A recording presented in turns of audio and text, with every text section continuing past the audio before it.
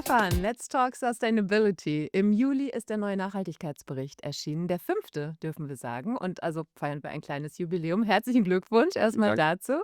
Wenn du so die letzten 5 Jahre Revue passieren lässt, was hat sich verändert? Was ist passiert?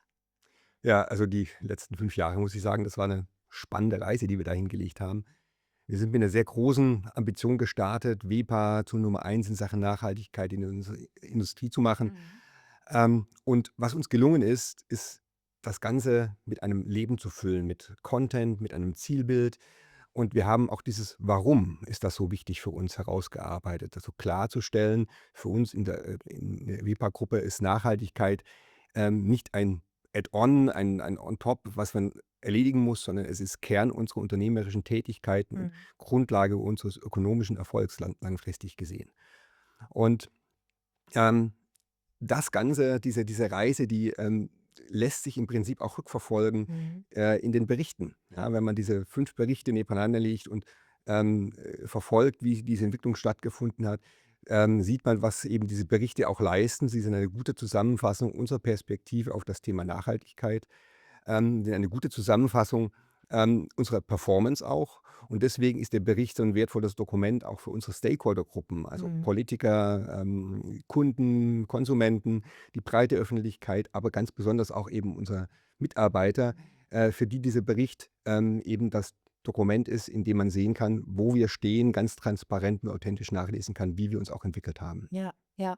Du hast diese große Herausforderung, vor der ihr jedes Mal steht, was den Nachhaltigkeitsbericht angeht, schon geschildert. Es sind diese unterschiedlichen Stakeholdergruppen, diese vielfältige Leserschaft, an die sich der Bericht halt richtet. Wie löst ihr diese Herausforderung? Eben nicht nur spitz eine Zielgruppe zu haben, sondern wirklich ganz unterschiedliche Interessen auch abbilden zu dürfen. Ja, ich denke, da ist nicht die eine Lösung, sondern das ist eben auch wie die Nachhaltigkeitsinhalte eine Entwicklung, eine Reise, die wir da hinlegen.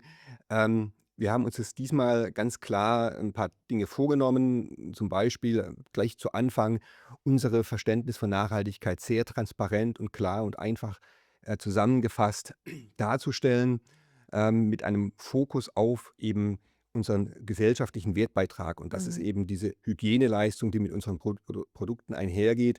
Damit haben wir einen klaren Fokus gesetzt. Dann ist der Bericht so aufgebaut, dass wir sehr viel mit Experten Interviews arbeiten, um eben diese Stories, die dahinter stecken, Ja. die Arbeit, die letzten Endes getan wird, auch sehr authentisch und greifbar zu machen.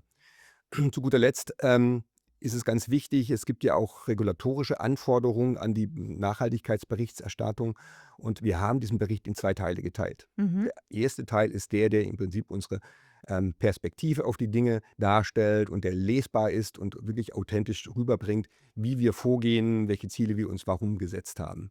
Der zweite Teil ist der sich mit den regulatorischen Anforderungen Mhm. beschäftigt. Ja. Also der kann gerne von Experten gelesen werden, aber er fasst eben diese Zahlen, Daten, Fakten zusammen, so wie es der Regulator erwartet. Und er schafft Transparenz, zum Beispiel für Investoren, über unsere Performance.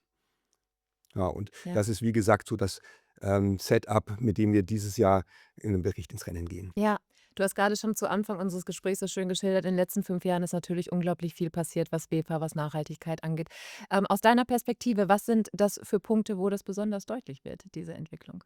Ja, ich hatte es zu Anfang in der Tat schon gesagt. Also ich glaube, ganz wichtig ist unser grundlegendes Verständnis von Nachhaltigkeit, wie sich das durchgesetzt hat im Unternehmen. Das Verständnis, es ist nicht ein Add-on, sondern Mhm. es ist Kernbestandteil unseres täglichen Tuns entlang der gesamten Wertschöpfungskette. Und zwar nicht aus ökologischem Altruismus heraus, Ja. sondern weil wir davon überzeugt sind, dass das die richtige Grundlage für ein langfristiges Wirtschaften ist. Und das geht mit den Ressourcen, die wir einkaufen, los. Nachhaltige Ressourcenwirtschaft ist offensichtlich eben auch ein ökonomischer Beitrag bis hin zu unserer Positionierung der Produkte beim Kunden. Der Kunde, der anerkennt unseren Beitrag. Wir sind nicht als Lieferant von Hygienepapieren mehr im Kopf unserer Kunden, sondern wir sind ein Konzeptlieferant, der Mhm. holistische Konzepte rund um das physische Produkt herum liefert. Wir diskutieren mit den Kunden über langfristige Entwicklung in Sachen Nachhaltigkeit. Der Kunde profitiert von unserem Nachhaltigkeitskompetenz. Und ich glaube, das ist genau der Weg, den wir brauchen, um zu zeigen, Nachhaltigkeit ist mehr als ökologischer Ja, Altruismus. absolut, absolut. Hast du da irgendwie ein richtig greifbares Beispiel für uns, um das noch deutlicher zu Ja, machen? ich hatte vorhin gerade schon die Rohstoffe erwähnt. Ja. Ich denke, das ist, so das Beispiel, das natürlich auch WEPA ausmacht. Ähm, Wir setzen ja ganz stark auf Recyclingfasern. Man muss sich vorstellen, dass diese Hygienepapierprodukte, Unmengen an Rohstoffen verbrauchen. Also allein der Toilettenpapierverbrauch in Deutschland, reicht dazu aus, man halte sich fest hier am Tisch, ähm, die Erde 6.000 Mal zu Ja, umwickeln. ist Wahnsinn. Und das zeigt, welche Unmengen an Ressourcen verbraucht werden. Mhm. So, und das ist relativ schnell klar, dass das nicht nur ein ökologisches, sondern auch ein ökonomisches Thema ist, dieser Ressourcenverbrauch. Um es mit anderen Worten zu sagen, ähm, warum sollten wir, um diese Produkte herzustellen, aus zum Beispiel Uruguay frische Holzfasern besorgen, wenn wir, das sind 16.000 Kilometer Transportweg, wenn wir im Prinzip auch lokal unsere Altpapiersorten nutzen könnten, um Hygienepapier herzustellen. Und genau da gehen eben ökologische und ökonomische Aspekte Hand in Hand und ergänzen sich und machen im Prinzip unsere Wertschöpfungskette nicht nur ökologischer, sondern eben auch resilienter und wirtschaftlicher. Mhm. Ja, sehr schönes Beispiel. Vielen Dank dafür fürs Mitnehmen. Wenn wir jetzt mal in den aktuellen Bericht schauen und du mal für dich dieses letzte Jahr so ein bisschen vom inneren Auge Revue passieren lässt, was hat dich da besonders stolz gemacht? Was hat dich auch geprägt?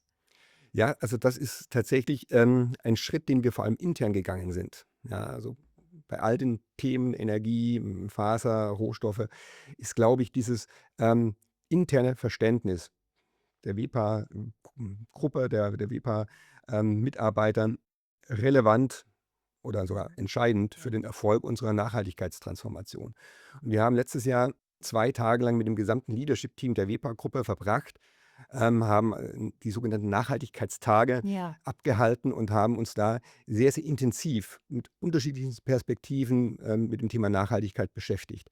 Da waren viele, Gäste auch von extern eingeladen und eben auch eine Outside-In-Perspektive beizusteuern.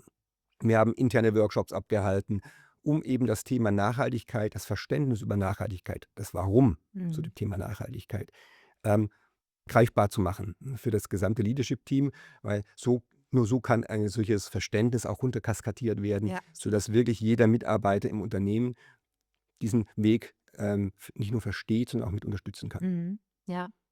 Aber Hand aufs Herz, ich kann mir vorstellen, bei all dem, was dich stolz macht, gab es auch Herausforderungen. Was war in dem letzten Jahr, wo du gemerkt hast, so: „Ah, da ist noch ein Weg?“ Na gut, ich denke, genau das, was uns gerade hier, stolz gemacht hat, ist auch weiterhin die Herausforderung. Also, das, grundlegende Verständnis zum Thema Nachhaltigkeit immer weiterzuentwickeln, ja. Und ich hatte es ja zu Anfang beschrieben, es ist auch eine Reise, Reise, wie wir uns selber weiterentwickeln gedanklich, wie wir die Ziele weiterentwickeln, da immer das Gesamtunternehmen mitzunehmen, weil nur als Gesamtheit können wir hier erfolgreich sein. Nur wenn jeder mitmacht und versteht, was für einen Beitrag er auch im Alltag leisten kann, Mhm. nur so können wir erfolgreich sein. Und das ist sicher eine der großen Herausforderungen, hier immer sauber zu kommunizieren und das, was wir hier, sagen wir mal, mit den Mitarbeitern, intern, sehen, ist natürlich auch die Herausforderung mit externen Ja. Stakeholdern, ja? Also, die Stakeholder, die ich vorhin aufgezählt habe, Adressaten des Berichts auch, ne, vom Investor über den Kunden. Wir müssen permanent daran arbeiten, kommunizieren, und zwar immer sehr klar kommunizieren mit unseren Botschaften und ein Verständnis zu entwickeln, was WEPA in Sachen Nachhaltigkeit wirklich ausmacht. Ja. Die andere Herausforderung ist ganz klar das, volatile regulatorische Umfeld. Mhm. Wir wissen alle, wie im Moment die politischen Dynamiken, weltweit dazu führen, dass man, das Verständnis über Nachhaltigkeit, verschiebt, ja? Und, jetzt trennt sich so ein bisschen die Spreu vom Weizen, kann man Mhm. auch sagen. Ähm, die, Zeiten sind relativ unklar, wenn es darum geht, wie sieht es mit Förderungen, für Energietransformationen aus? Wie geht es mit, Förderungen in Sachen, Kreislaufwirtschaft weiter? Wie sieht es mit dem Thema Green Claims aus, Mhm. dass das Thema Greenwashing, in der Szene, ähm, wird nicht mehr so reguliert, wie es, ursprünglich geplant war. Mhm. Da gibt es also viele regulatorische Trends, die uns zu schaffen machen. Ja. Und, da liegt eigentlich die Frage zugrunde, haben wir alle ein gemeinsames Verständnis in der Industrie auch Mhm. von dem Wertsteigerung durch regulatorische Maßnahmen. Ja, Also die Industrie in Europa wird massiv auch unterstützt durch nachhaltige Regulatorik. Und das wird im Moment nicht verstanden. Und das ist das, was hier uns auch zu schaffen macht, dass wir hier ein Stück weit alleine oft stehen und nach mhm. Verbündeten und Partnern suchen. Ja, ja, verstehe ich, absolut.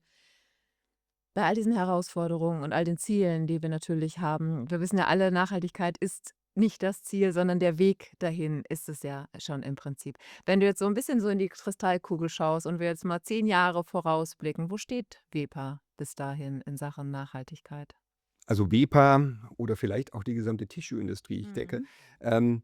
den Weg, den wir gegangen sind bisher mit dem Thema Fokus auf Recycling, fußt ja in der Überlegung der Gesellschaft, das nachhaltigste Hygieneprodukt für das tägliche Geschäft zur Verfügung zu Ja. stellen. Und ähm, unser Weg ist eben zu sagen, das geht nur über Kreislaufwirtschaft und Recycling. Und ähm, die, die Zielsetzung muss eigentlich sein, dass wir das Begriff Nachhaltigkeit in dem Kontext gar nicht mehr brauchen, Ja. weil es eine Selbstverständlichkeit geworden ist, dass wir in unserer Branche mit Ressourcen nachhaltig Mhm. vernünftig wirtschaften.